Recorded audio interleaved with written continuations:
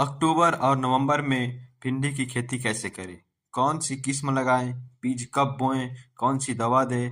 और आखिर में कितना मुनाफा कमा सकते हैं? तो वीडियो को पूरा जरूर देखिए, क्योंकि ये ऑफ सीजन में भिंडी से ज्यादा कमाई का राज बताने वाले हैं। दोस्तों, इस समय ज्यादातर किसान गेहूं या सरसों लगाते हैं, पर जो किसान थोड़ा स्मार्ट प्लानिंग करते हैं वो ऑफ सीजन में भिंडी लगाकर 3 गुना रेट तक कमा लेते हैं। क्योंकि बाजार में इस समय भिंडी की सप्लाई कम और डिमांड ज्यादा रहती है।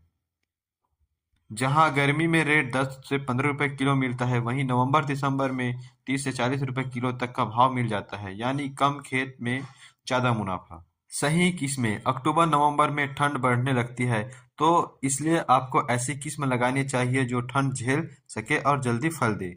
टॉप वैरायटीज है एडवांटा कंपनी की बिलासा, एडवांटा कंपनी की है राधिका, माइको कंपनी की है रीता भिंडी, नूनहेंस कंपनी की सम्राट, सेजेंटा कंपनी की दीवा।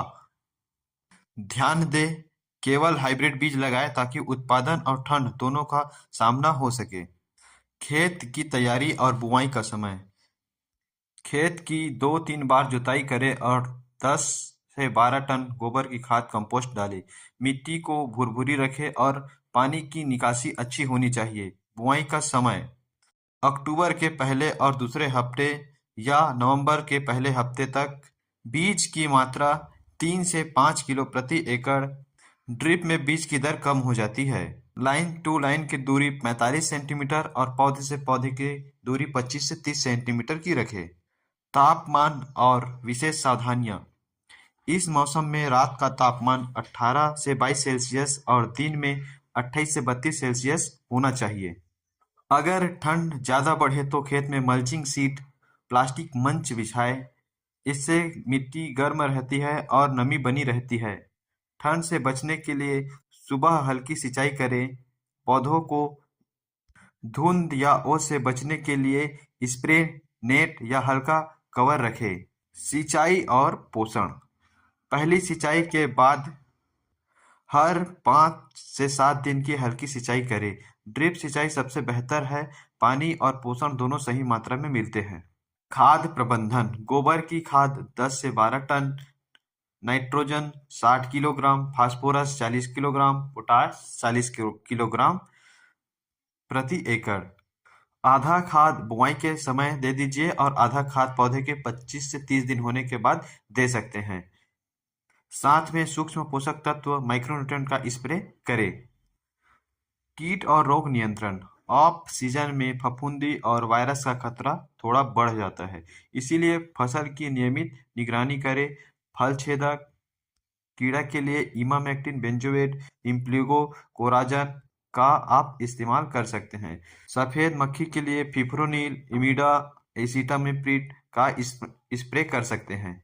येलो मोजक वायरस से बचने के लिए प्रिवेंटिव में आप नीम ऑयल का स्प्रे करते रहे और अपने पौधे को संक्रमित से बचाएं। तुड़ाई और उत्पादन की बात की जाए तो पौधे बोने से 45 से 50 दिन बाद पहली तुड़ाई शुरू हो जाती है।